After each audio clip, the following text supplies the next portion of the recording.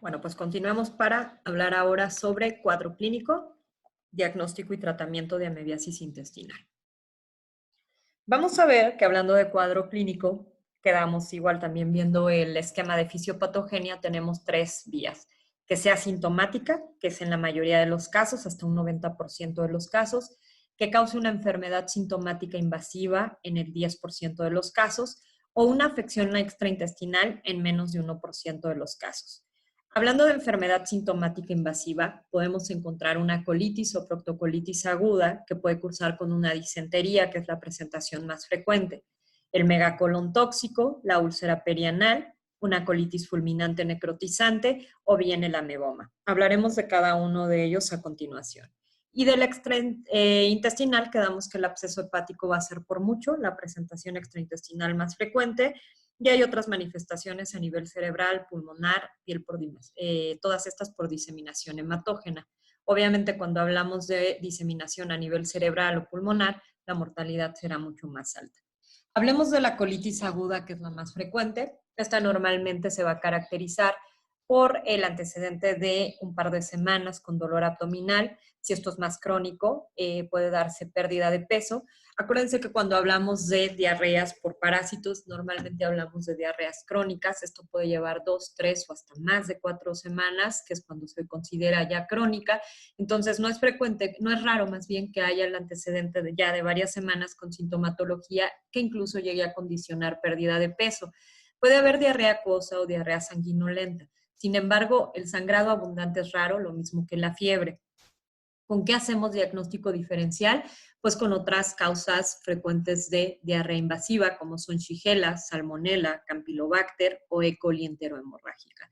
De las no infecciosas, evidentemente tenemos que hacer diagnóstico diferencial con enfermedad inflamatoria intestinal, colitis ulcerativa, Crohn, con colitis isquémica, con diverticulitis o con malformaciones arteriovenosas.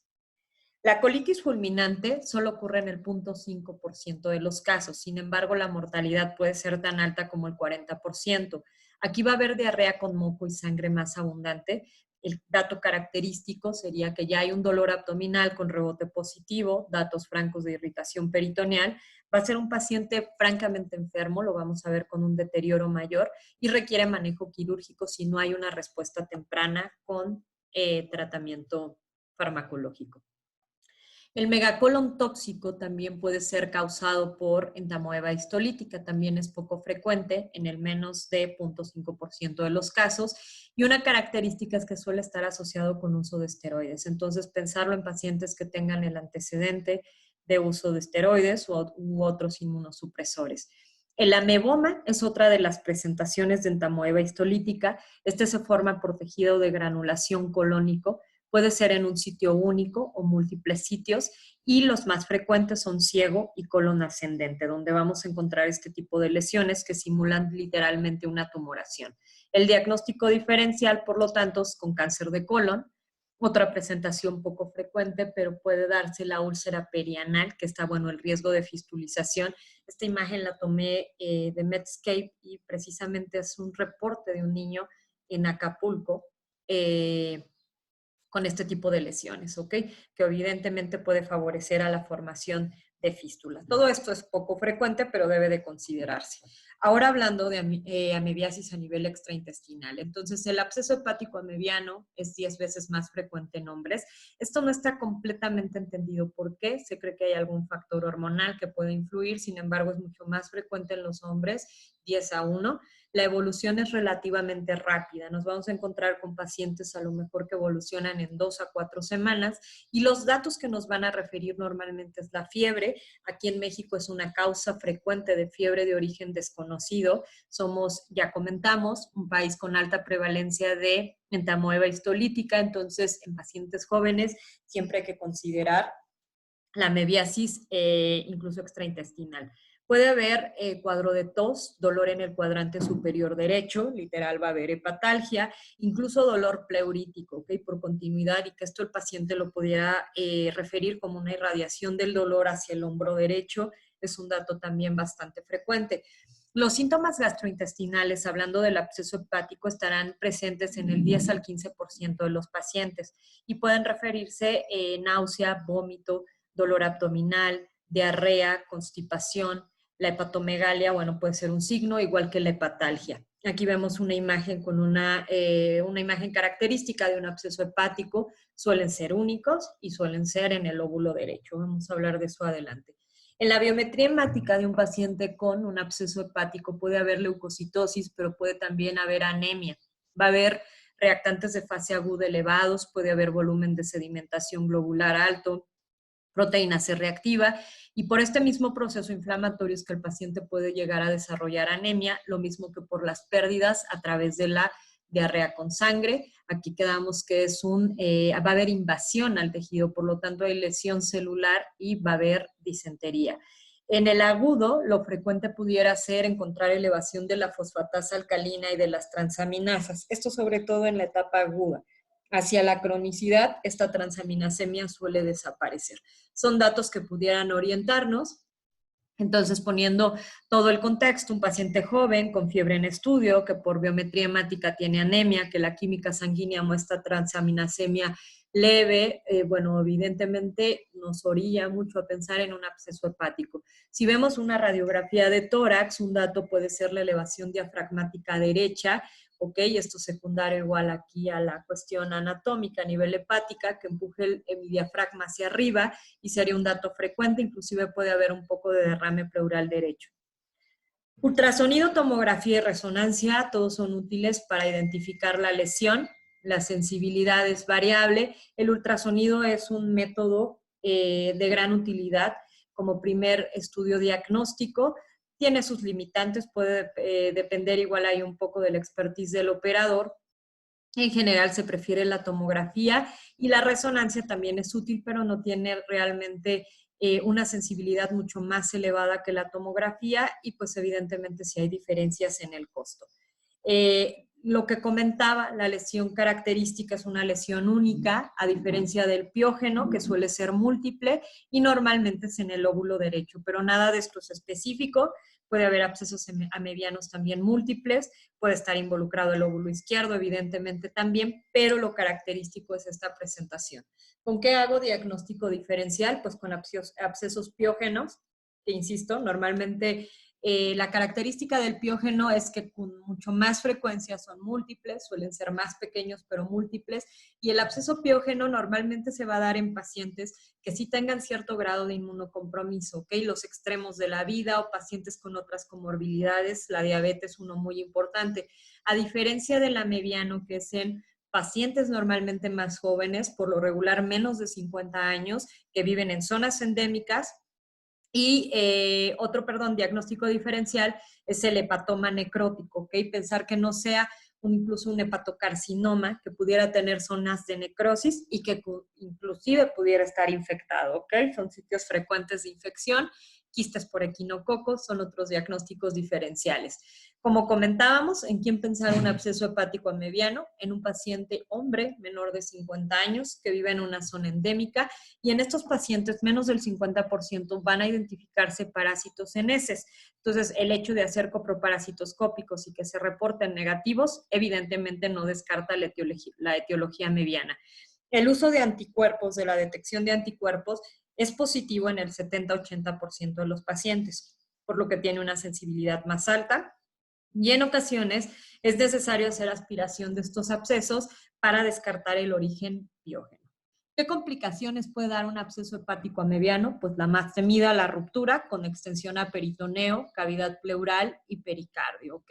Esto sobre todo preocupa, hablando de pericardio, los abscesos que son grandes, que se encuentran hacia el lóbulo izquierdo, que igual por contigüidad pueden generar esta situación ruptura o bien afección al pericardio, ¿ok? Sin necesidad de ruptura.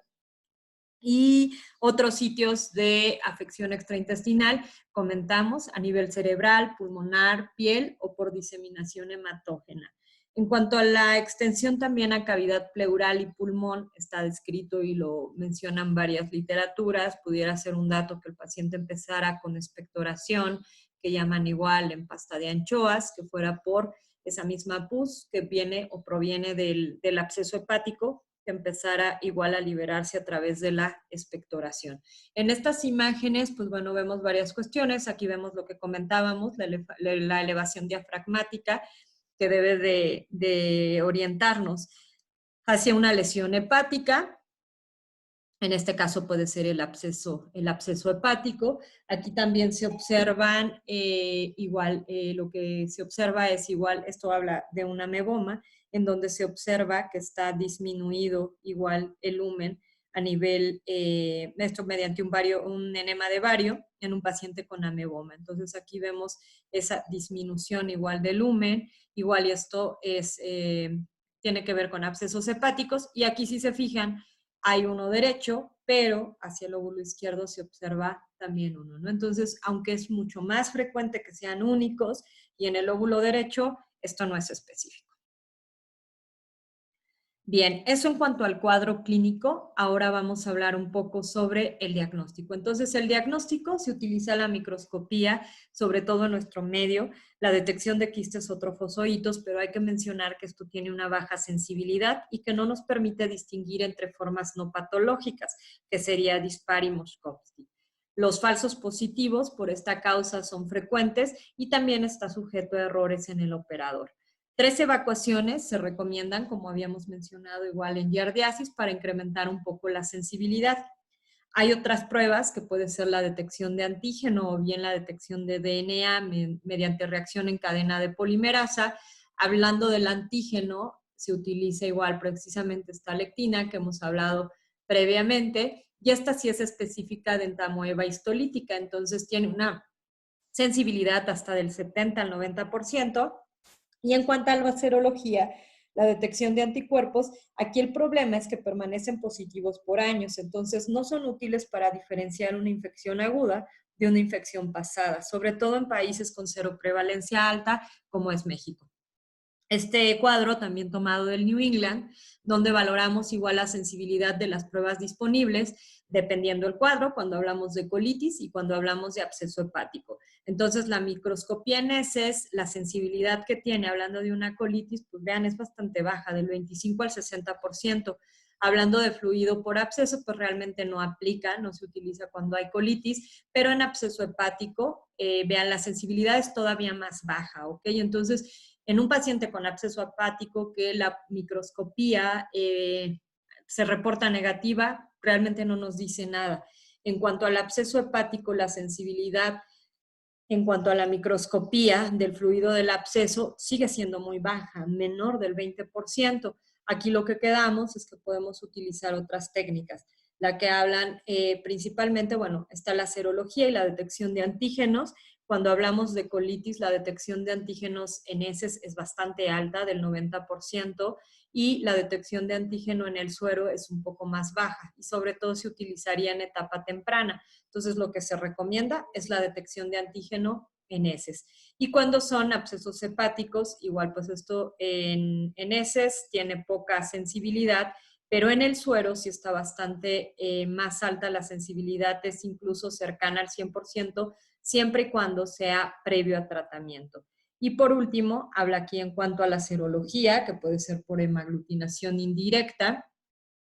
En cuanto a la colitis, la serología tiene una sensibilidad del 70% y en absceso hepático del 70-80%.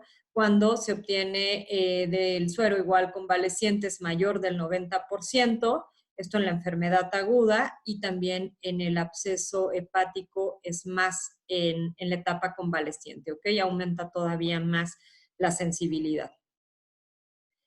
Ok, utilizar colonoscopía. ¿Qué vamos a ver en la colonoscopía? Engrosamiento de la mucosa. Puede haber conos sin úlceras. Cuando hay úlceras, vamos a ver que tienen forma de botella, ulceración como de la boca de la botella, y se extienden hacia la submucosa. Se pueden utilizar varias técnicas como la tinción de Schiff o inmunoperoxidasa o bien anticuerpos antilectina si están disponibles para la detección como tal del parásito.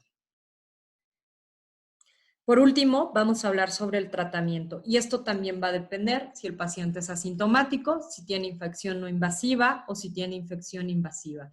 El asintomático, a diferencia de lo que veíamos con yardiasis, de que hay controversia entre que sí que no, en entamoeba debe de tratarse, ya que tienen riesgo de volverse una infección invasiva. En la no invasiva, que únicamente podemos utilizar igual para momicina, es un tratamiento igual de primera elección en las no invasivas, y en las invasivas podemos utilizar nitroimidazoles que responden hasta en un 90% con colitis amebiana, pero se ha visto que persisten parásitos hasta en un 40 al 60% de los pacientes, por los que se recomienda después un tratamiento luminal, que puede ser con paramomicina. Se recomienda no otorgar al mismo tiempo. La paramomicina tiene como efecto adverso la diarrea, y esto igual puede confundir en cuanto a la respuesta al tratamiento del nitroimidazol. En nuestro medio utilizamos metronidazol. Cuando únicamente hablamos de una colitis, la dosis recomendada es de 500 miligramos cada 8 horas por 7 a 10 días. En el absceso hepático, dosis plenas, que sería 750 miligramos cada 8 horas por el mismo periodo, y esto se puede extender dependiendo la respuesta al tratamiento. En cuanto a los nitroimidazoles, los efectos adversos que hay que considerar, bueno, el metronidazol, que es el que utilizamos, los efectos adversos, la náusea, el vómito, el dolor abdominal, el sabor metálico que puede referir el paciente, y hay efecto disulfiram, por lo que hay que evitar la ingesta de alcohol. Ahí sí hay que recomendarle al paciente que no ingiera alcohol. Puede presentar este cuadro igual de ansiedad, diaforesis, dolor torácico y demás, secundario a la administración del fármaco combinado con alcohol, y más rara la neurotoxicidad. Si hubiera una colitis fulminante y un megacolon tóxico, bueno, hablando de colitis fulminante, sí hay que dar antimicrobianos de amplio espectro, esto por aquella cuestión de traslocación de bacterias intestinales, entonces estaría indicado además dar antimicrobianos de amplio espectro, y en la mayoría de los casos se requiere el tratamiento quirúrgico si no hay una evolución favorable durante las primeras horas. Pues esto sería prácticamente la presentación de amebiasis intestinal.